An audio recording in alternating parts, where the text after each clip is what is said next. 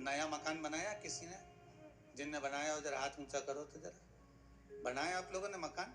तो मकान बनाए होंगे तो वो जो मकान बनाने वाला मिस्त्री होता है ना, वो कह देता है अब तुम्हारी बिल्डिंग 3 मंजिल की हो गई, ऊपर एक मटकी टांग दो। अरे बोलो सही है कि गलत है? कौन से कलर की टांगो? है काय के लिए टांगो? कि जो बिल्डिंग को देखेगा और बिल्डिंग देखने के बाद उसकी नजर उस मटकी पे चली गई, तो मटकी से जब उसकी नजर मिल गई तो जितनी नजर इसने बिल्डिंग में लगाई वो सारी नजर उसकी मटकी पे पड़ते ही उसी में वापस प्रवेश कर गई। मतलब नजर बिल्डिंग में आई। कहां टांगी मटकी? पीछे? Right left? कहां टांगी? बिल्कुल आगे। कि जो बिल्डिंग को देखेगा, जो इस मकान को देखेगा, जो इस बिल्डिंग को देखेगा, जो नए मकान को देखेगा और उसकी दृष्टि घूमते घूमते घूमते घूमते अगर मान लो वो घूमती हुई दृष्टि उस मटकी पर चली जाती है तो हमारी बिल्डिंग पर नजर नहीं लगेगी। नहीं तो दुनिया की लोगों की नजर तो बड़ी विचित्र होती।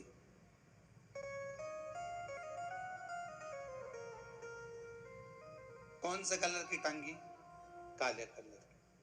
बस शिव पुराण भी यही कहती है कि भगवान के मंदिर क्यों जाते हैं, किस लिए जाते हैं, और एक ही देवता है जिसके माथे पे मटकी बंधी रहती है। अरे बोलो तो जम के। कौन सा? देव अधिदेव महादेव। उसके माथे पे हमेशा कलश ही मिलता है।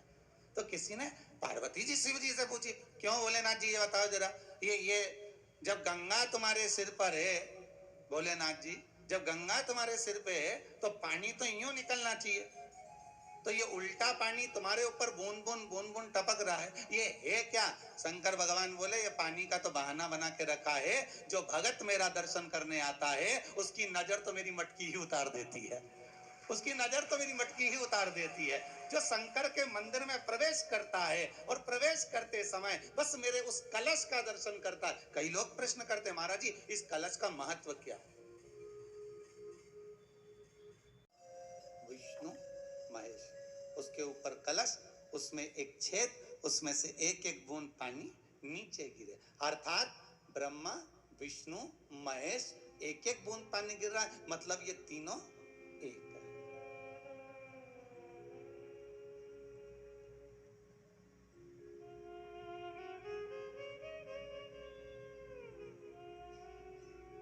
ब्रह्मा विष्णु सदा जानत विवेका, भोले जानत अविवेका। कौन सा विवेका? अविवेका। मतलब जिसमें विवेक नहीं है वो तीनों में भेद देखेगा। मतलब ब्रह्मा अलग है, विष्णु अलग है, शिव अलग है। ब्रह्मा विष्णु सदा जानत अविवेका, भोले जानत अविवेका। प्रणवाक्षर के मध्य ओम अक्षर के मध्य यह तीनों एका। जय शिव। अर्थात ब्रह्मा विष्णु महेश भगवान शिव ये तीनों उस मटकी को जो झेले हुए हैं और उनका जो बूंद एक एक बूंद गिर रहा है ये दर्शा रहे हैं कि हम तीन एक हैं। हम में भेद मत करना।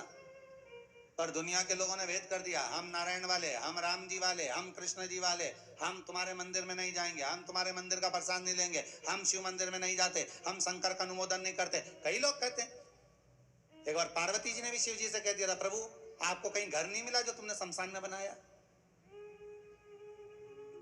शंकर भगवान बोले अगर शमशान में घर नहीं बनाता और दूसरी जगह बनाता तो सबके घर में दिवाली पे मिलने जाना पड़ता। अब जब शमशान में घर बना लिया है ना तो अपने को कहीं नहीं जाना। प्रभु अपन किसी के नहीं जाएंगे, बिल्कुल मत जाओ। और वो अपने यहाँ नहीं आया तो भगवान बोले एक दिन नहीं आएगा, 2 दिन नहीं आएगा, 50 साल नहीं आएगा, 60 साल नहीं आएगा, 70 नहीं आएगा, 80 नहीं आएगा, 100 में तो आएगा। 108 पे तो एम्बुलेंस आ जाती है, तो 100 तो भारी है, तो क्या चिंता करे। तो अलमस्त होके शमशान में भगवान का भजन कर। आकड़िया की रोटी बनाई, काकड़िया की साता, पार्वती जी पावे बोला ना। वो तो अलमस्त होकर पा, तू बिल्कुल चिंता मत कर। और प्रभु अगर कोई मिलने नहीं आया, मान लो उसका मन नहीं करा कि मैं तो आऊं नहीं यहाँ पर, भगवान बोले चिंता मत कर, बांध बांध के लाएंगे। नहीं आएगा तो कोई ऐसे ही बांध के ले आएंगे, तो चिंता ही मत कर, तू तो बस भजन कर।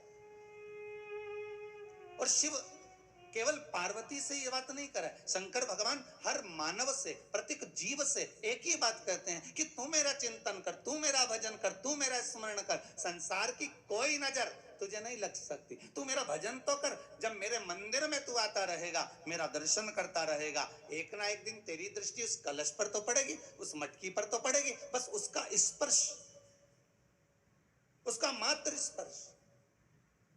कई लोग पूछते हैं, गुरुदेव जो शिव जी के ऊपर मटकी बंधी रहती है, क्या उसमें पानी डालना जरूरी होता है? और अगर पानी भरा हुआ हो तो हमें क्या करना चाहिए? तो शिव महापुराण की कथा में वर्णन मिलता है, लिंग पुराण की कथा में वर्णन मिलता है, नर्मदा पुराण की कथा में वर्णन मिलता है, स्कंद पुराण की कथा में वर्णन मिलता है कि मात्र अगर ऊपर लगी जलाधारी भरी हुई है, उसमें पानी भरा हुआ है, या उस जलाधारी में नीचे बाबा का श्रृंगार हो चुका है और आपको जल चढ़ाने की मना कर दी गई है, तो आप मात्र उसका स्पर्श ही कर लोगे तो ही जीवन का सुख प्राप्त हो जाएगा। मात्र स्पर्श कर लेंगे,